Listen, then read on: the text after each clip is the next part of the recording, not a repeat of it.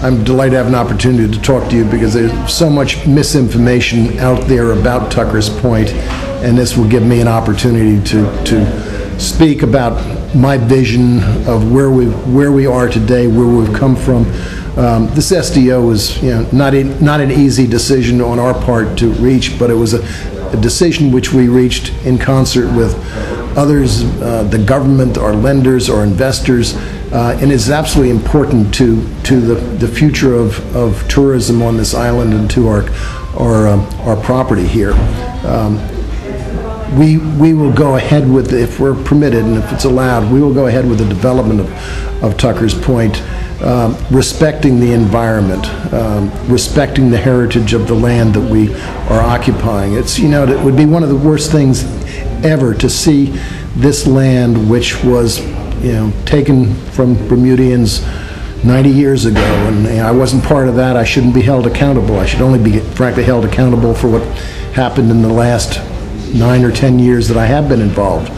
But it would be a travesty to those people and their heritage and their interest in this land to have tourism fail. It was taken from them in the 20s because it was believed this was in the national interest of the country because Bermuda needed to develop tourism, and it did. It developed one of the finest tourism products ever. It was the beacon of tourism in the 50s and 60s. There was no other place in the Western Hemisphere like Bermuda. And Bermuda became the leader of tourism, and that's allowed to fail in the years. The 5-star, 4-star luxury hotels existed then. They weren't able to maintain their facilities. Other parts of the world developed a much more competitive tourism product, and Bermuda slipped, and we went from 6,000 hotel rooms down to 2,700 hotel rooms today. That can't be allowed to continue because the future of Bermuda, the future of a core industry in Bermuda is at stake. And if you lose this core industry, jobs are at stake, not just for the employees that we have today, but it's their children and their grandchildren. Bermuda has always been very good about reinventing itself. Go back to generation after generation. But from the 20s on, tourism became a major staple of this island, a major contributor. And that needs to continue to be. Over the years, the military bases were important. They went away. Reinsurance industry, international banking became a major contributor to the island.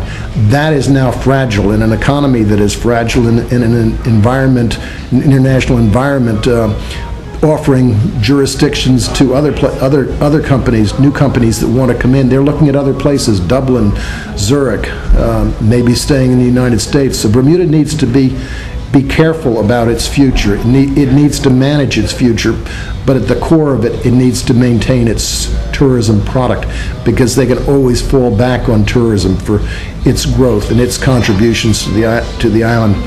Tucker's Point, contributes $30 million a year in terms of jobs and purchase of goods and service on the economy. With construction that will be ongoing, that's another $10 million.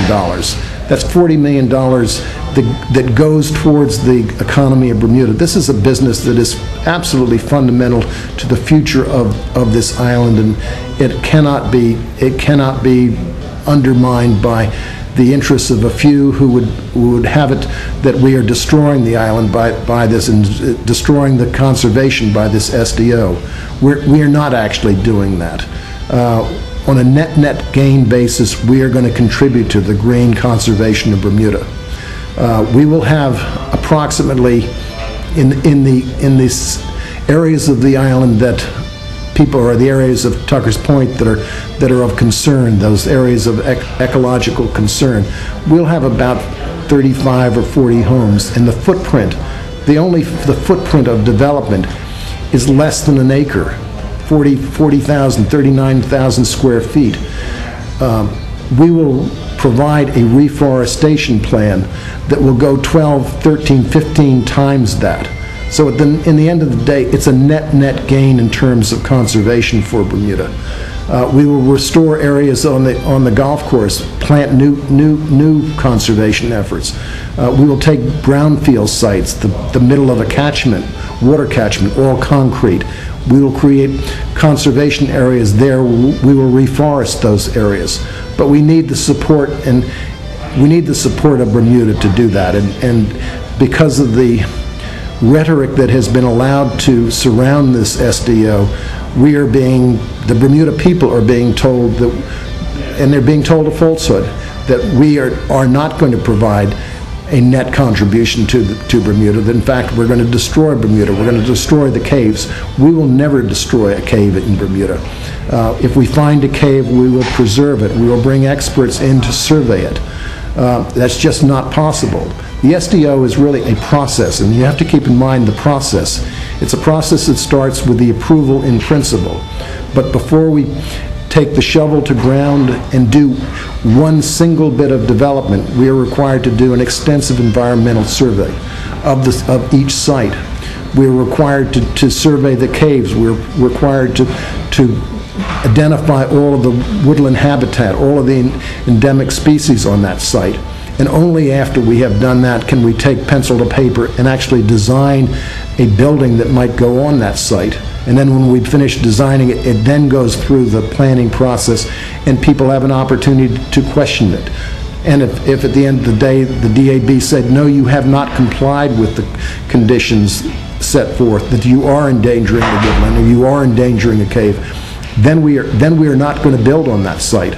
But we frankly won't let it go that far. We want, if we see a habitat area, a cave area that looks like it's going to be endangered, we won't build on it. It's not worth it to us to have that happen.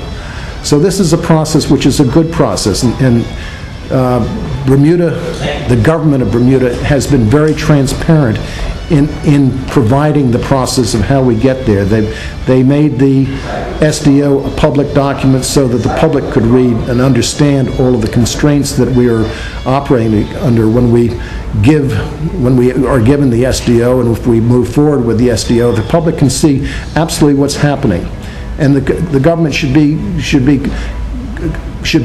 thanked for the process of allowing that public scrutiny to go forward. It's been uncomfortable for me to hear people speak so openly and critically of what we have done, and critical that Tucker's Point has not maintained its land. It has been a very good steward of this land. It has maintained the caves, but it's been hurtful for me to hear people come out and make false statements about what we have done and what we intend to do. We have been really very sound stewards of this environment. We've preserved Church Cave, which is one of the most important caves on the resort. And David Wingate will tell you that 10 years ago when we began this process, his scientists and his colleagues took water samples, and yes, they found all sorts of marine invertebrates in that cave. But they also found a cave that was partially polluted. Since we have put in our sewage treatment plants and our water reverse osmosis plants so that we produce our own water and recycle our sewage, that cave today, the water in that cave is absolutely pristine, and David will tell you that.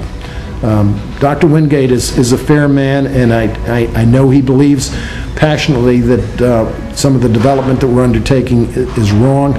He overstates it, though. He would say that the development that we're doing is like putting a concrete block on top of Yosemite. Actually not. What we are doing is in the end a net conservation gain because of the reforestation plan that we are undertaking.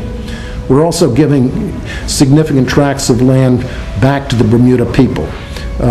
9 acres in forests which border Harrington Sound Road and overlook the west part of Whitecrest Hill. We're also giving the Mangrove Lake, which is a large body of water inland from the resort, but it's surrounded by mangroves and needs the protection of an entity, and whether government's the right entity or whether that should be passed on to an environmental group that want to preserve it further or want to hold it in trust, that's really up to the people of Bermuda.